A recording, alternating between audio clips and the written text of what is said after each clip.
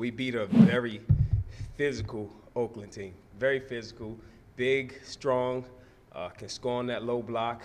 Hill Mays was really good today, and they opened our eyes on how tough we have to be, and we were up to the challenge. And our league, this is our league all over again. We got teams like this in our league. We got teams that play fast. We got all of this. So it's a great preparation for MAC play.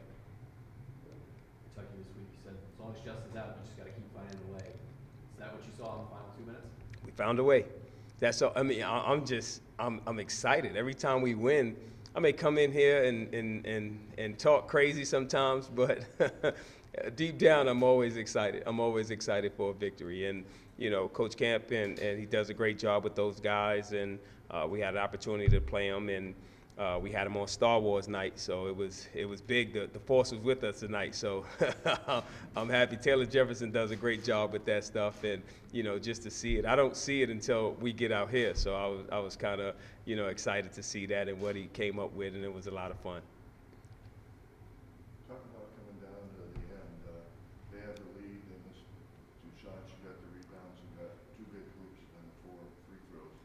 That has to help you a little bit, knowing that you got guys who can do it, and they did it. We're deep, and that's the thing. We're missing Justin. He's our best player, but we're deep. We got some talent. We got some guys that just don't have the experience, but they're very talented. And you know, was able to come up with some big plays down the stretch.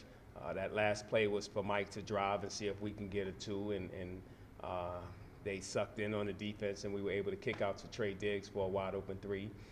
They intentionally fouled Mike, which is a strategy a lot of teams are using now. Mike is clutch. I mean, his free throw percentage may not reflect it, but I was confident that he would go up and knock down the 2 free throws, and he wound up hitting 5, I think, out of 6 or 6 out of 7. So did a great job there, and you know, we were able to get the stop that we needed at the end. We couldn't stop them to save our lives in the second half. I mean, they scored at will, and we were finally able to put together a couple stops and was able to score on the other end, and that's how we stayed with it. You called timeout. They scored on 3 straight possessions to take the lead. You called timeout right after that. What were you guys able to do defensively? You got throw away one time, and then you got another stop. The biggest thing was more communication. We weren't talking enough on those cross screens, and the big guys got confused at one point and both went with the guy, and then they got a layup on that one, and they were rolling. They had it going. That's how they play.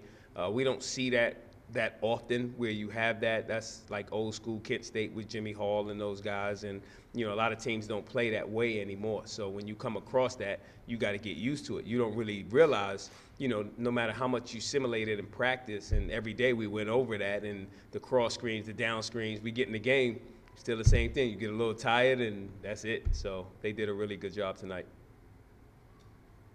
Well, in a game you don't have Justin, Dylan doesn't score in the second half, you still win. What does that tell you about your group? Resilient. Those guys are willing to fight.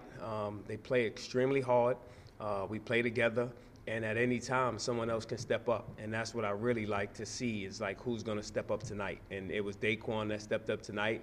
Trey hit some big shots and didn't have his best shooting performance. Mike hit some big free throws. And, you know, the thing is, we continue to have guys step up. And, I mean, that's the way you win games. You win games when you're not at your best, and that's when you know you have a good team.